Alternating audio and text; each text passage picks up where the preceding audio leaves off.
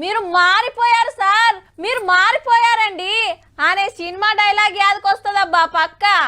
ఆవు మళ్ళా దేశంలో హైటెక్ సీఎం అనంగానే, టెక్నాలజీ సీఎం అనంగానే, కంప్యూటర్ సీఎం అనంగానే, పెద్ద కంపెనీల బాస్లతోని దోస్తానా సీఎం అనంగానే ఎవరు మతికొస్తారు? ఇంకెవరు? ఆంధ్ర ముఖ్యమంత్రి శ్రీ శ్రీ శ్రీ నారా చంద్రబాబు నాయుడు సారే కదా. కానీ ఇప్పుడు చూడుండ్రి ఏం చేస్తాండో. ఈ నడుమ ఆంధ్ర సీఎం సార్ వారానికో సినిమా చూపిస్తుండుల్లో. బస్సు దిగి కాక భుజం మీద చేసి కటింగ్ షాప్లకు నడిచిండు. రైట్ ఇక గడ్డం గీకించుకుంటాడేమో అనుకునేరు, గిరాకీ అరుచుకుంటానికి వచ్చిండు. దినం ఎన్ని గుండ్లు కొడతావు, ఎన్ని కటింగులు చేస్తావు, ఎన్ని గడ్డాలు గీస్తావు, ఏ పాటి పడతలు పడుతున్నాయని సార్ అడుగుడు, కాక చెప్పుడు. మిషన్ అడుగుతున్నారు ఎవరికాడు.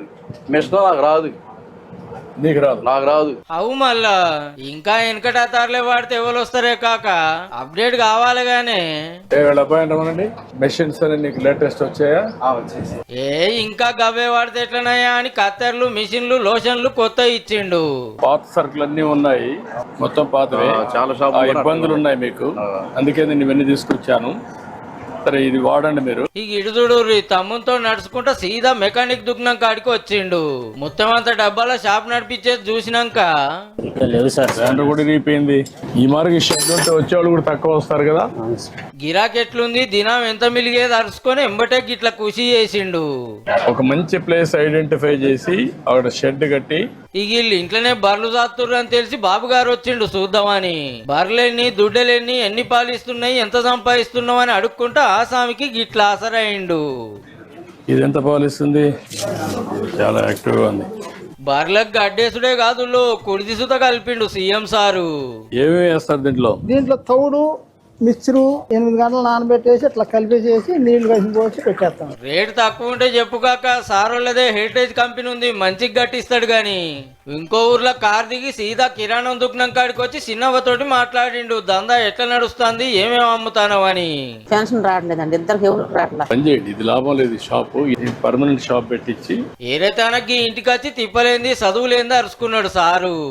పని చేస్తూ చదువుకుంటావా? పోనీ ఎందుకు రాదురా? మాకు వచ్చి మేమంతా వచ్చి చదువుకున్నావా?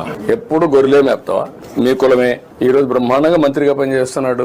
మంచిగా చదువుకుంటే మంత్రి లెవెల్కి వస్తారటబ్బా. ఇక ఇదో తానా ఛాయ సప్పరించుకుంటే ఎన్నో శుద్ధులు చెప్పిండి ఇంటోళ్లకు.